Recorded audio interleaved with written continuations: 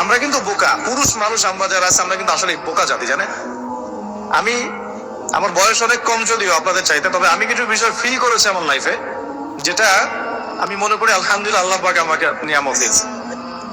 যেটা আমি ফিল করেছি আমার লাইফে, যে মানুষের আল্লাহ ছাড়া আপন বলতে কেউ নাই, এটা আমি ফিল দিচ্ছি। আল্লাহ পাক ছাড়া একজন মানুষের সত্তাগত আপন, আপনার সত্তা আত্মাগত আপন বলতে আসলে কেউ না। যারা আছে আমাদের আশপাশে সবাই সবার স্বার্থে থাকে, সবাই সবার প্রয়োজনে থাকে। প্রয়োজন শেষ হলে আপনাকে চিনবেও না অনেক। আপনি আমি যখন ইন্তেকাল করবো এমন হবে 40 দিন পর কেউ আমাদের কবর জিয়ারত করবে কিনা সন্দেহ আছে। এগুলো বাস্তবতা।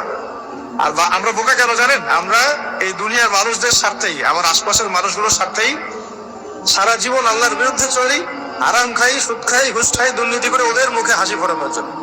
যে মানুষগুলো আমাকেই চিনবে না পরকালে, দুনিয়াতেই মারা গেলে আমাকে চিনবে না, তো সেই মানুষগুলোর জন্য আমি আল্লাহর বিরুদ্ধে চলে যাই। আমরা বোকা না?